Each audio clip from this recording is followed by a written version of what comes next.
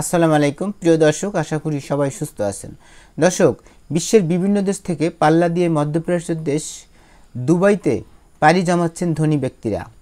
আগের বছর তুলনায় এর সংখ্যা নজিরবিহীনভাবে বাড়ছে বলে জানিয়েছেন পরামর্শক প্রতিষ্ঠান হেনলি অ্যান্ডস পার্টনার্স।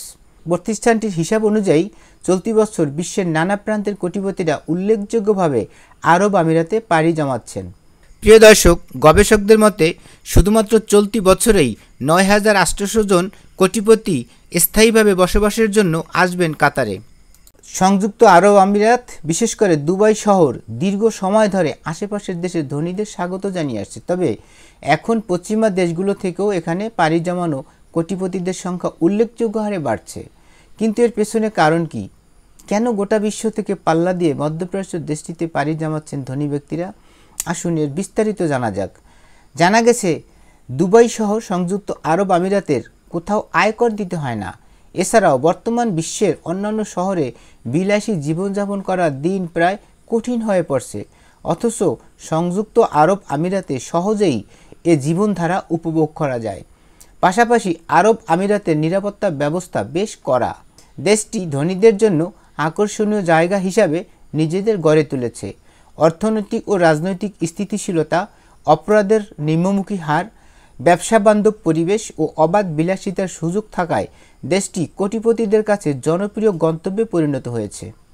ধনী ও দক্ষ বিদেশিদের টানতে আরব আমিরাত গোল্ডেন ভিসা চালু করেছে। এই ভিসার মাধ্যমে 10 বছরের আবাসিক মর্যাদার সুযোগ পাওয়া যায়। দুবাইয়ে স্থানান্তরের কাজ করেছে আরেকটি পরামর্শক প্রতিষ্ঠান স্কাইবাউন্ড ওয়েলথ ম্যানেজমেন্ট। প্রতিষ্ঠানটির প্রধান মাইক কেরি বলেন, তার অনেক গ্রাহক মনে করেন এখন নিজ দেশে সফল হওয়া যেন বোঝা হয়ে দাঁড়িয়েছে। তার মতে, নিজ দেশের ধনীদের উপর একদিকে যেমন কর ও নজরদারি বাড়ানো হয়, সে অনুযায়ী সুযোগ সুবিধা পাওয়া যায় না, বরং সুযোগ সুবিধা তুলনামূলক কমিয়ে দেওয়া হয়। অথচ দুবাইয়ে সম্পদ লুকানোর কিছু নাই, বরং সম্পদশালী হওয়া স্বাভাবিক বিষয়। কোরি আরও বলেন, লন্ডনে আমরা গ্রাহকরা ফিসফিসিয়ে নিজেদের সম্পদের কথা বলেন, অর্থাৎ খুবই গোপনভাবে নিজেদের সম্পদের কথা বলতে হয় বা গোপন রাখতে হয়। তবে দুবাইয়ে তারা মুক্তভাবে বাঁচতে পারেন। বিলাসী ইনফ্লুয়েন্সারদের শীর্ষ গন্তব্য এখন দুবাই।